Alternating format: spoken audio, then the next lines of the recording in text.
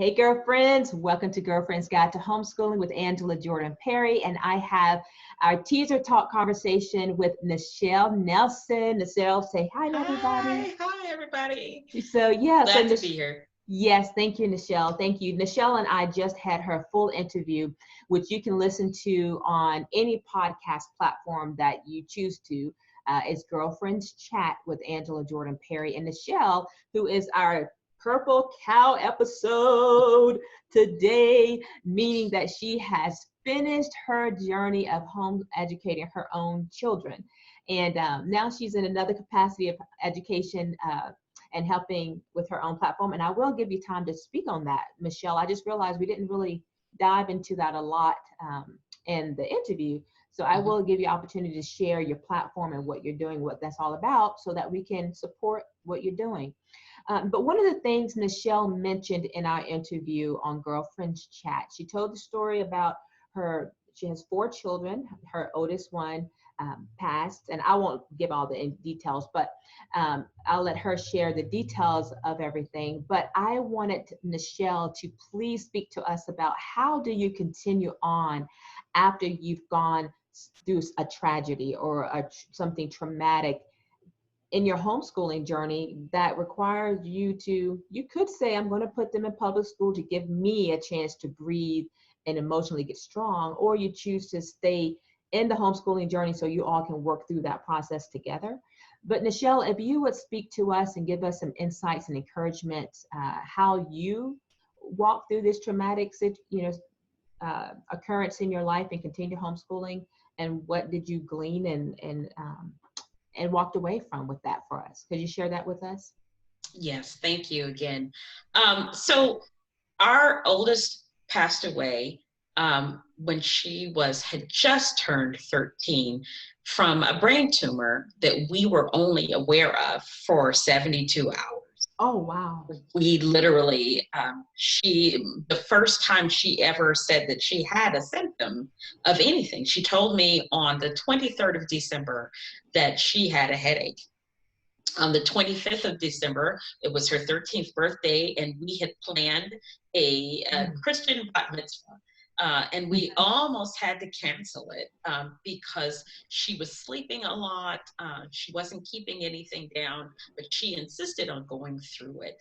And it turned out to be such a blessing because it was the only opportunity that her father would have to walk her down the aisle of a church. That was part of the process. It was shortly after that that we were finally able to convince our pediatrician, and we talk about in our home about the medical inequities in the African diaspora, that you have to be your own advocate. Absolutely, and you have to press the issue. And so we were finally able to get her admitted to the hospital, and the pediatrician wanted to do a lumbar puncture, and the hospital told her, we don't do that on children unless they have imaging first. And so unless they have what first? Imaging. Oh, imaging. So she underwent an MRI, and they discovered a golf ball sized tumor in the center of her brain. It was inoperable. And so before we could even get all of the information about it, 3 days later, she had passed away. Wow. And so we were in a very, very desert place as far as our homeschool journey was. Being the oldest, she was the leader. She was second mom. You know how you lean on that, the older one. And how old were your other children after her? What was the ages of them? So our second daughter was 11. Our son was just turning 5, and our youngest daughter had just turned 3. Okay. So they were our first and our youngest were almost exactly 10 years apart, 10 years and 5 days actually. Okay. So there was a big hole. There was a hole as far as parents, and there was a hole as far as siblings. She's like right sandwiched in between us. She wasn't mom and dad, but she could be representative mom and dad when they weren't there. Yeah.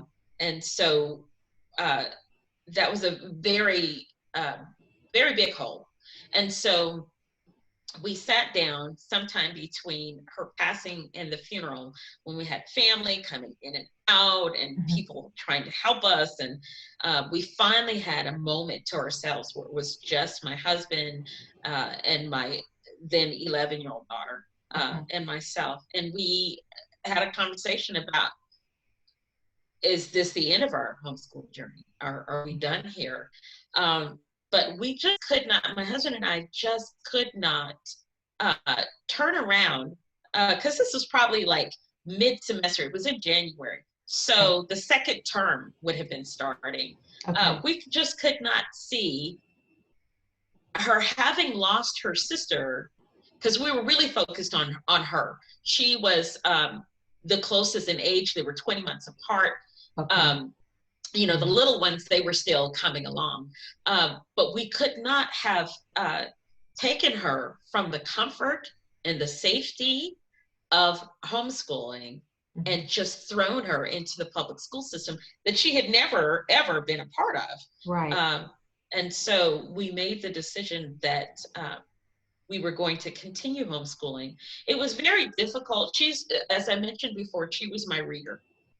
And grief made her lose her desire for reading. And so that was my first task. It wasn't to continue with all of our lessons as is. It was to reignite that spark that she had. And so I got books based on her situation, but they were fiction. And I remember a book called, I want to say, The Two Princesses of Balmar. I want to say that was one that really helped her to, it was about losing your sister. And so I specifically looked, every grief is different. Sure, right. And that was one thing that we learned about grieving.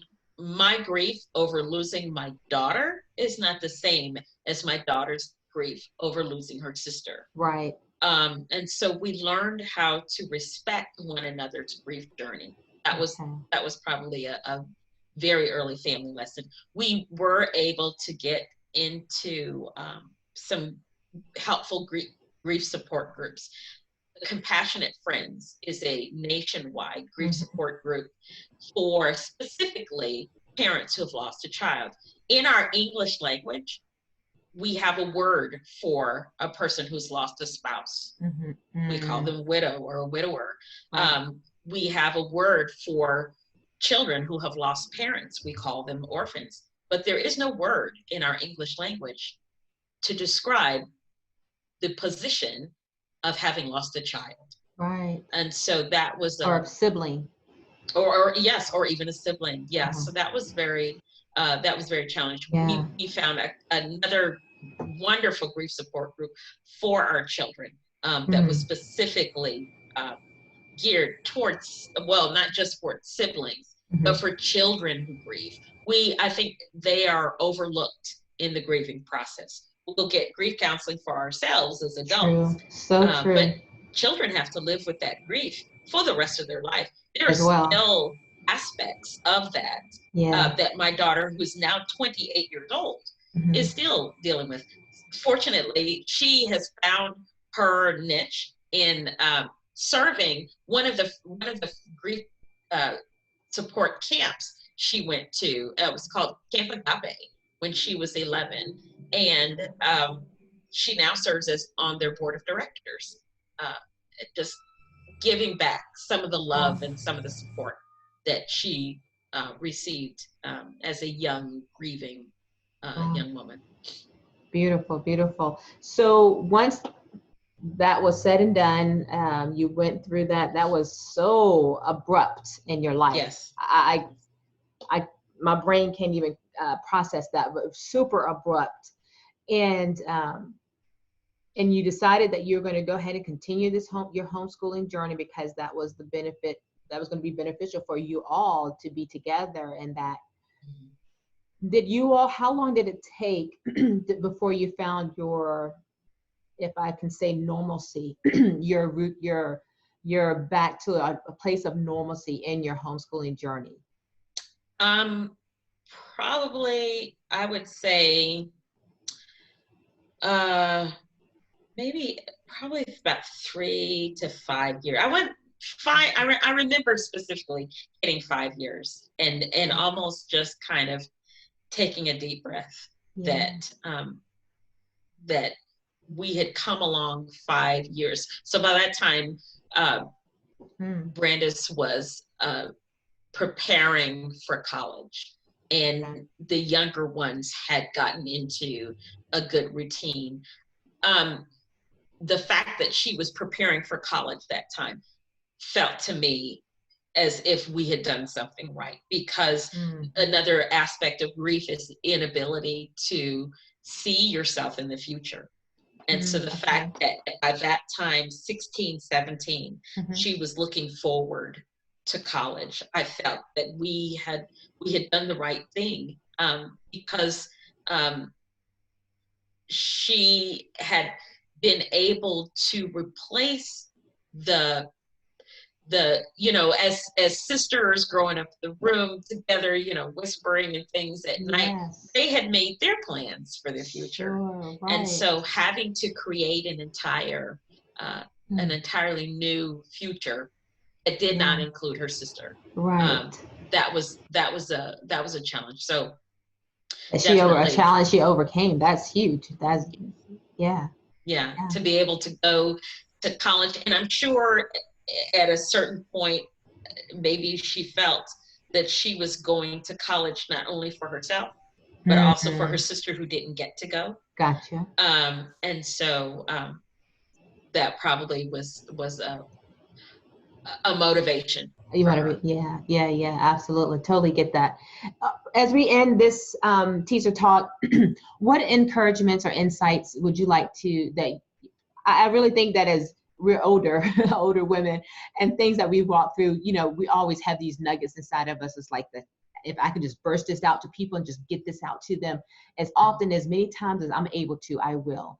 What is on your heart that you can tell us that you would love for us to hear in regards to, having gone through something traumatic? I think at the beginning I mentioned to you, whether it is a loss of a child, especially in the situation abruptly, or a spouse or a marriage or whatever that case may be, that loss.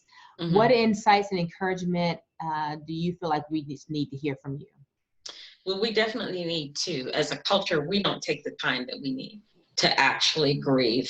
Also, because women's grief is more visible, we focus a lot on the way that women grieve. But my husband went through probably maybe even a more tougher grieving process, because he's, thinking, I've still got to provide, I've still got to protect, I've still got to do those things. So, and I have another good friend whose fourth child was born with severe disabilities. Okay. And so we talk about grieving the child that you didn't have, so that you can embrace the child that you did have. Yeah. And so the grieving process in and of itself, it doesn't matter if it's the loss of a job or a loved one or a person. We all go through loss, but we don't always take the time to process that loss. We are right now, our family is grieving. We've lost our patriarch. We've lost my husband's father. And I was speaking to my youngest yesterday because she was getting frustrated and she's getting ready to move back to the dorms, and she's got a lot of things to do. And I was trying to encourage her, you need to take time and deal with your loss. We have lost. And so if we don't take that time, then, it rolls up on you fast when you don't take the time to deal with it. And what does that look like, Nichelle? I know it will look different for each person, but when you say take the time to deal with it, what are you saying? Well, like you said, it does look different for each person. For my husband, he might get out and mow the lawn and make sure all of his lines are straight. That may be his thing, or keep his car polished.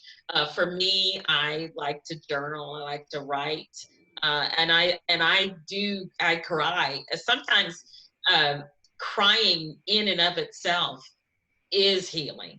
And so sometimes we, I often hear, especially in the African American community, when we've lost someone and we ask how the family's doing, they say, they're strong, they're being strong, they're being strong. Well, what does that mean? Does that mean they're not crying? Because crying is not an indication of weakness. It's and we say grief is the price of love.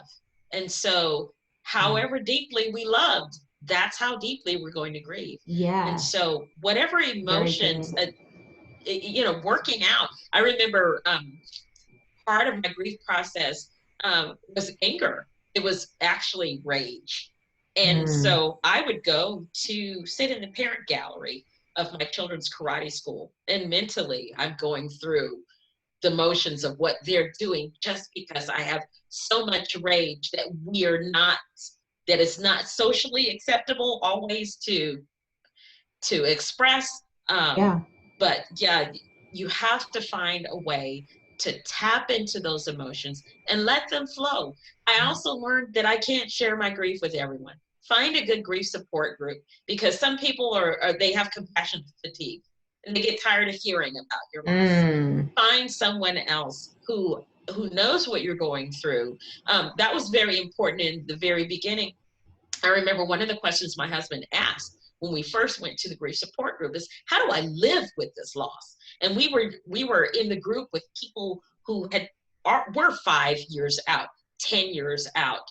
And that, yes, 10 years later, you can still talk about it like it's today with other people who understand that grief, but then you can also function, and you can also, go back to school, or, do whatever. We do have those trigger days. December 21st, while the entire world is celebrating Christmas, that's our day of grieving. That was her birthday. We don't take any calls.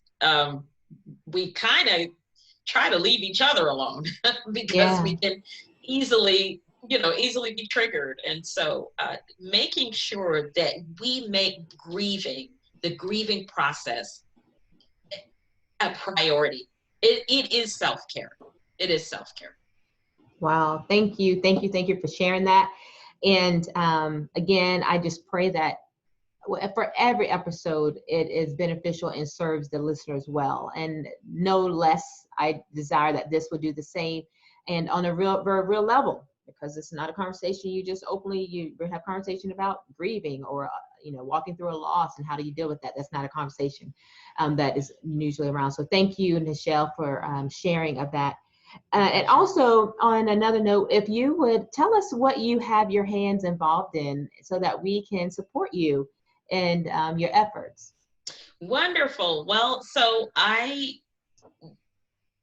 when I realized that I was getting ready to be an empty nester, I had to reinvent myself. And so part of that process was deciding what I wanted to do once the youngest had flown the nest. And so I decided that I still enjoy teaching, and I really enjoy teaching history.